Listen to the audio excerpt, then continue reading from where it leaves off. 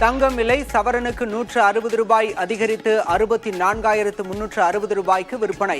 1 gram தங்கம் 8,045 ரூபாய்க்கு விற்பனையாகிறது.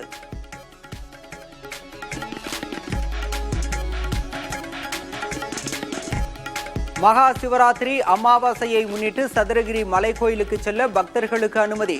வரும் 25ஆம் தேதி முதல் 28ஆம் தேதி வரை 4 நாட்களுக்கு அனுமதி வழங்கிய வனத்துறை.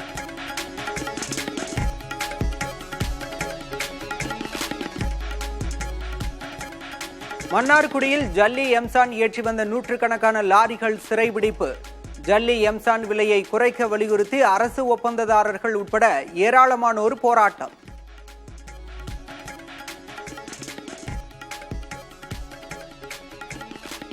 கோயம்பேட்டிலிருந்து பட்டாபிராம் வரை மெட்ரோ ரயில் திட்டம் நீட்டிப்பு. தமிழக அரசிடம் திட்ட அறிக்கை சமர்ப்பிப்பு.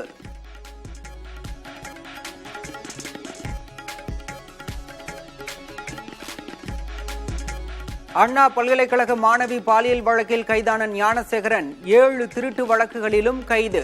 3 நாட்கள் காவலில் எடுத்து பள்ளிக்கரணை காவல்துறை விசாரணை.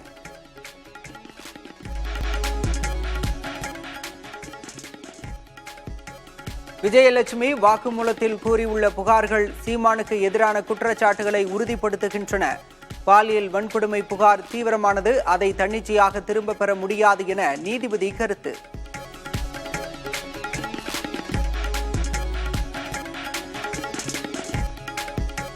டெல்லியில் தொடர்ந்து முகாமிட்டுள்ள தமிழகத்தைச் சேர்ந்த காங்கிரஸ் மாவட்ட தலைவர்கள். மாநில தலைவர் செல்வ பெருந்தகைக்கு எதிராக பிரியங்கா காந்தியை சந்தித்து மனு.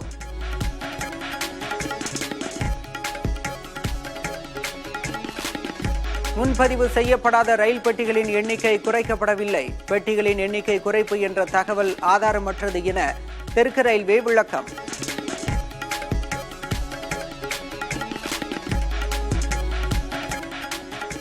ஜம்மு காஷ்மீரின் பூஞ்ச் மாவட்டத்தில் இந்தியா பாகிஸ்தான் ராணுவ அதிகாரிகள் சந்திப்பு. எல்லை கட்டுப்பாட்டு கோட்டில் நிலவும் பதற்றத்தை தணிக்க பேச்சுவார்த்தை நடந்ததாக தகவல்.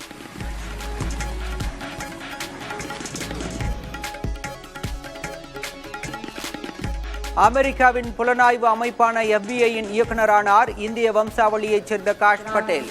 பகவத்கீதை மீது கைகளை வைத்து பதவியேற்பு.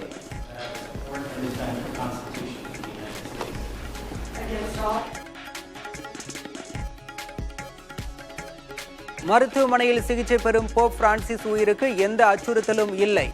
முழுவதுமாக குணமடையாத நிலையில் தொடர் சிகிச்சை அளிக்கப்படுவதாக மருத்துவமனை தரப்பில் தகவல்.